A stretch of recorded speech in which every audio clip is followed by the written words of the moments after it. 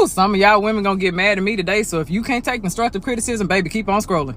Many of you women are not really what you think you're cracked up to be. Like, some of y'all are really not great people to be in relationships with. Y'all know I work with couples every single day, and I'm gonna go ahead and make a list of everything that I have to work through. First things first, quit coming into relationships trying to make a man secure your insecurities. That's your job. If you lack confidence, if you have low self-esteem, if there's still trauma that you're operating in, if you're self-critical, if you're judgmental when it comes to yourself, if you blame yourself, if you're still operating in guilt and trauma and everything else, baby, that's for you to handle, not him.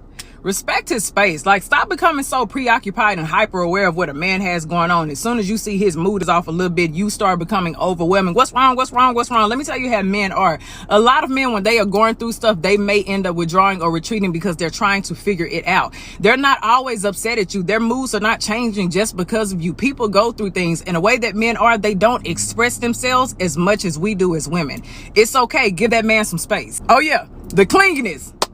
Clinginess is cute to an extent, baby, but once you become codependent and you're always getting jealous whenever this person goes out, and you become anxious whenever they're not around you, you start blowing up their phones so they gonna hang out with their friends, that is problematic and you're gonna push them away. As much as many of you all don't want to believe it, it's absolutely okay for a man to admire another woman. As long as it is a quick look, boom, and he's not staring and he doesn't have a wandering eye and he's not impulsive and he's not a cheater.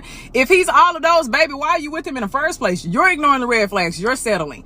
As long as that man is not window shopping or ordering off of the menu, relax. He has a visual appetite. If he sees a beautiful woman, it's okay to admire. Just like if you see a handsome man, you're going to admire him too. Relax. Stop letting yourself go. Just because you're in a relationship doesn't mean that you need to stop doing everything that you did in the beginning. If you always kept your skin together, your nails together, your lashes together, your hair done, your body was waxed up at the beginning, keep that same energy. Hold your end of the relationship. Remember, visual. A man still has a visual appetite and he loves what he sees, baby, because you're going to stimulate a whole lot more in him.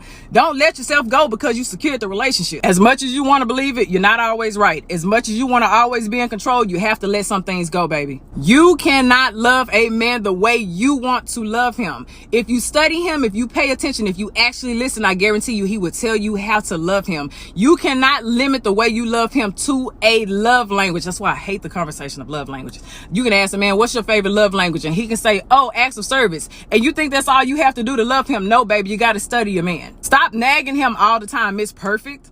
Okay, quit always expressing your dissatisfactions. If you see he's putting in efforts in other places, please uplift those efforts.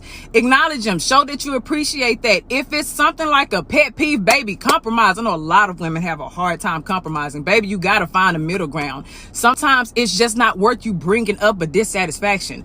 A lot of you all just be nagging. You're pushing that man away. It's okay. He's not always going to fit your idea. He's not always going to satisfy you in every area. Baby, I promise you, every trait that you may have on your beautiful checkoff list, he may not measure up to every single one of them. That's why you have to be selective. But stop nagging all the time. You can't read minds and you can't predict the future. So stop trying to interpret things and stop trying to jump to conclusions. Baby, it's not healthy. It's a distorted way of thinking and it will kill your relationship. Being independent is okay, but why do you have to be so independent that you're unreceptive? Men love to be needed.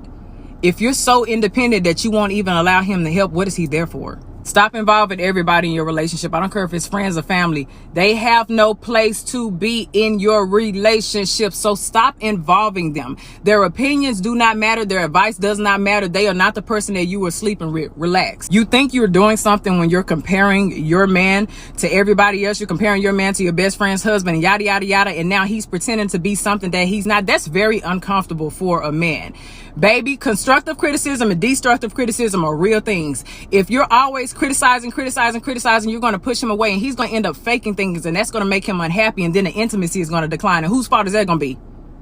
Yeah, because you were comparing. Many of you ladies are not the inspiration that you think that you are. I'm sorry to break it to you. If you're always operating in your comfort zone and you refuse to take risks and you lack intellectual intimacy, you don't go out there and try to learn new things, baby, you're not reaching new opportunities, you're always low in your confidence, you're not really inspiring this person. If this person is trying to grow, and you want to stay and you want to be on social media or on your phone and everybody else's business, and you're not really doing anything to add to his fruition, baby, eventually he's going to grow without you. Pessimism. Stop being negative all the time. Communication. Learn to listen. Validate their experiences. Don't interrupt. You know what? The list can go on. Just work on your communication, baby, okay? Now, I know some of y'all gonna get to the end of this video and be like, Look, if you want a healthier relationship, start taking criticism. Take each piece if it applies and let it apply. If it doesn't, then go on about your business. But if you want a healthier relationship, if you're dating, if you're a girlfriend, if you're a wife, whatever it may be, you want a healthy relationship, baby, take the criticism as constructive. Take it as a learning tool. Use it and change.